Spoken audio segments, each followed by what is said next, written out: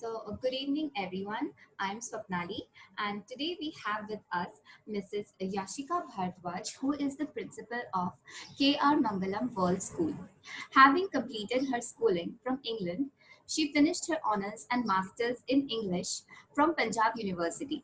She has been in the teaching line for 35 years and now been a principal for the last 20 years. So she has also conducted several workshops and in-service training sessions for the teachers within the country as well as abroad. So apart from the academics, Mrs. Bhardwaj is an advisor, an avid traveler who has traveled to 22 countries and counting, and also have had the good fortune of fulfilling her childhood dream to go to the Arctic Circle to see the northern lights. That must have been really amazing. It So really was. Thank you. So, in addition to that, she is a sports person and has been a part of the basketball team, lawn tennis, and swimming. Last but not the least, she is also the author of the book, The Road to Becoming an Officer and a Gentleman, which talks about the journey of how young men are transformed into an officer and a gentleman in the IMA Training Academy. So, very, very warm welcome to you, ma'am. It is wonderful to have you here with us today. Thank you, Swapnali. Thank you for having me over to speak with Scicomm. It is indeed a humbling and experience and an honor. Thank you. So, ma'am, as you know that we are conducting all these talk shows so that to spread a little bit motivation and awareness regarding how the schools are coping with this lockdown situation. So, I have a few questions. So, I'll go ahead with them. So, with Yes, this, please. yeah. So, with this ongoing pandemic and the extension of the lockdown, how do you think that schools are affected now that the lockdown has been further extended? I think, Swapnali, firstly, the entire country has been equally affected, not just the schools. And perhaps to be very fair with technology spreading its tentacles into the education sector and foray, I would say that the human contact has been now enhanced through technology. Yes, it is difficult for the students to be sitting at home to be studying from a computer. But just imagine the world if we could not have a Zoom session as we are having right now. The computer is giving a face to a teacher. So we should look at it positively and be there to support the entire community and the country to be able to make this an enriching and a valuable experience. Rather than think of it negatively that, oh no, schools are shut down. Because we're all working from home, all the teachers are working from home, the students are studying from home. And in some ways, this has become more a one-to-one experience through a camera than it was when you were with 30 children in a class. So the social contact is missing, yes, but it's the most we have to do in the current scenario. Yeah, that's very true. We have no option other than social media right now. So I wanted to know how your school is coping with this situation, like what arrangements are being done so that the students are up to date with the curriculum. Actually, Swapnali, in our school, the teachers were already well versed with technology because all our classes are smart classrooms, and making use of a computer and a smart board is a part of the teaching learning process in the school. So, getting the teachers on board was not an issue at all. We also need to keep in mind how much of screen time the students are using and how much of screen time the students are actually capable of, because our school is from nursery to grade 12. So the moment the lockdown was announced, as far as Ghaziabad is concerned, which is where my school was, we immediately shifted to virtual classrooms for grade 10 and 12.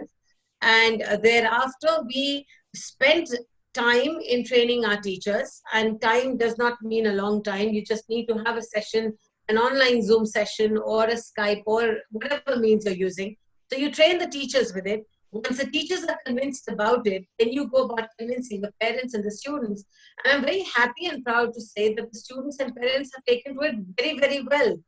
And right from grade nursery to 12, I don't believe we should be conducting a full-time school for the little ones. So you do have an interactive session where you're sharing activities with them, sharing yourself with them, giving a face to a teacher rather than simply sending a worksheet online. So you have a discussion, have a conversation, you get the family involved, and you send them relevant academic material as well. So while we restricted for the nursery KG and class 1 to just about an hour in a day, the same happens for grade 2 to 3. From 4 onwards, it's a little extended time, but for the senior classes, that is grades 10 to 12, we are able to conduct a full 5 periods in a day. Okay. So, like, ma'am, you were saying that you are limiting the amount of online timing, the screen time you are limiting. So, like for the higher classes, it's just 4 5 hours a day. So, is there any break time in between? Because constantly viewing the screen is also difficult, right? So, Correct. It's humanly not possible for a child to be sitting in front of a computer and learning for 5 straight hours in a day. yeah.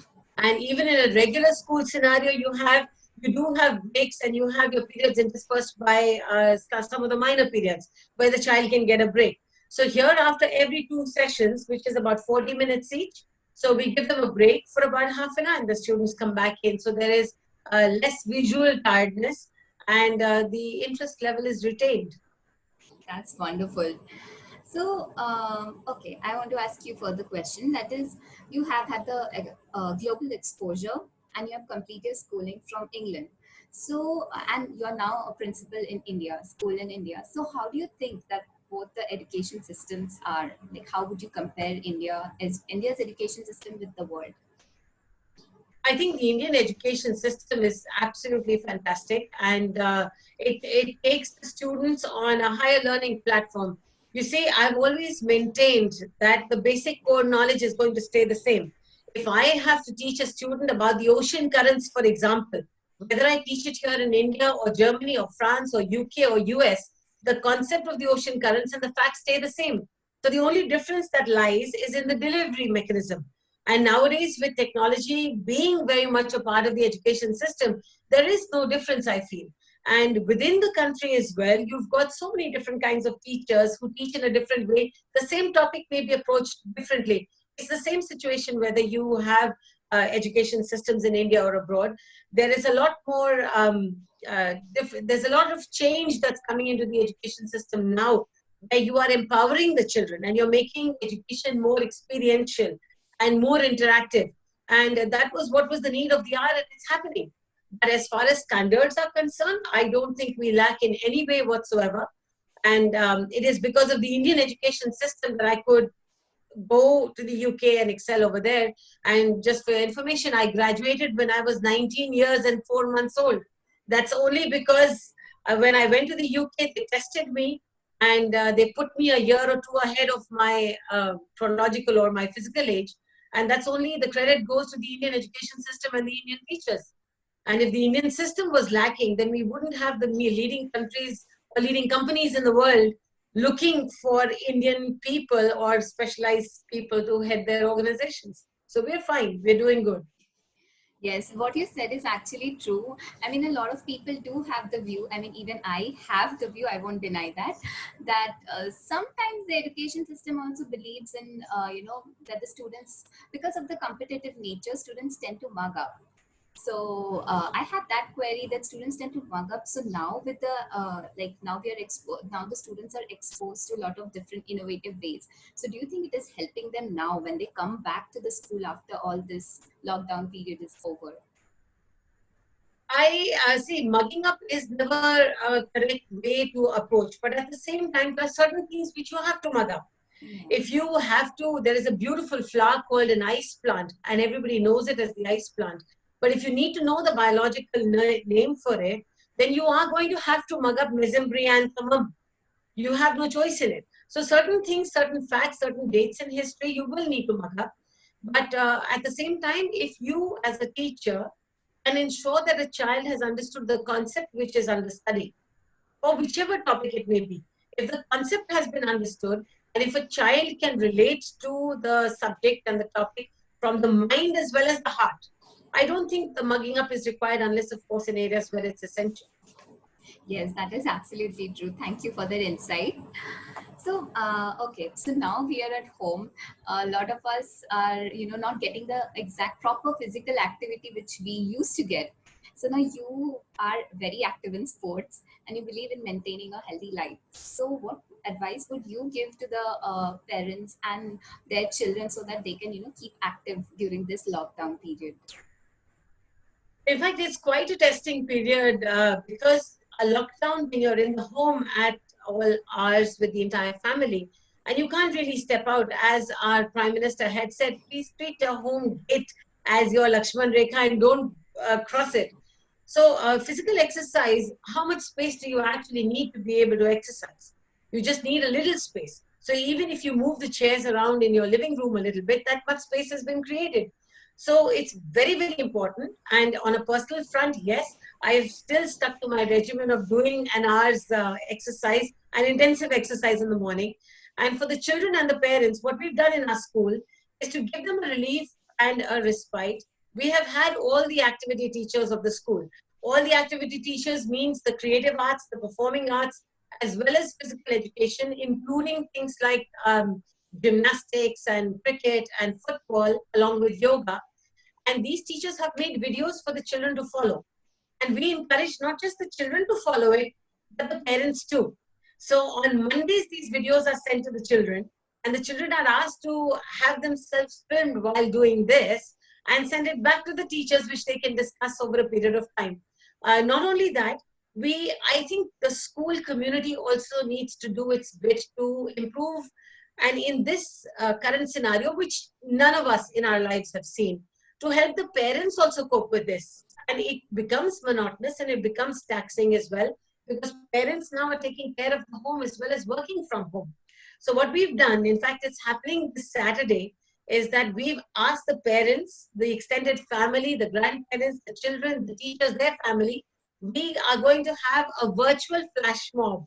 So we have motivated the parents also, and we've chosen a beautiful song called Rise Up so that together we can rise up from this. And we've given them the dance steps. And it is so beautiful to have videos coming back to us where the mother and the child, or the father and the child, or the grandparents and the children are dancing together because they're practicing the steps. And that is going to take place at 5:30 this coming Saturday. So we are doing our bit to motivate the children and the parents to be physically active while indoors as well. That is actually a really wonderful initiative that your school has taken. And I think, in a way, it is going to bond the parents, children, and the grandparents together. Absolutely. Yeah. So I have one last question for you, ma'am. That is, like you also said that apart from these physical activities and everything and the tasks which you're giving, a lot of them are also having a hard time. Maybe they're sad or maybe, just frustrated. So what motivational words of advice would you give to all those who are stuck at home now? I've been, it's been a privilege to be a part of the CBSE telecounseling services for the past 11 years now. And the telecounseling services normally come on a month before the exams and continue for a month afterwards, plus the result time. But this time we've extended the services to be able to help students who need to reach out to somebody when they are feeling low and stressed out in times of need such as these. So together, there's an old adage that says unity, there's strength in unity. And we just need to think that we're all in this together. The place where I live, there are a lot of senior citizens who stay over here. And we must all do our little bit to reach out and to help and to elevate the mood. So again, our Prime Minister had once asked us to clap at 5 o'clock in the evening. So we have encouraged everybody to come out every day at 5 o'clock in the evening and create a respite and clap for everybody who's helping us. The doctors, the support staff, those who are supplying the groceries. So we clap every single day at 5:30 in the evening. And it kind of makes the people look forward to the time that is coming, and it gives us a little outlet for the pent up energies. But for the students, it should be taken as a very exciting time. Education has been given a new fillip. A new edge has been given to education, where in a class you were in a class of 30 and the teacher was teaching you. Here the teacher is actually teaching you one to one. And in order to be able to make her learning or her teaching effective and your learning effective, she's making use of so much more of multimedia to extend it to you. So we should take it and seize it as an opportunity and another experience that we're all going through, and not just as a family, not just as a community, not just as a country, but as a global entity. We are going through it together. So we should look at it in a positive attitude. Yes, that's actually true. I really do like your positive spirit.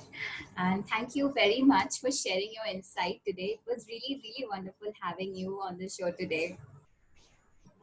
Thank you for having me. It was a pleasure speaking with you. Thank Thank you you. so much. Thank you, ma'am.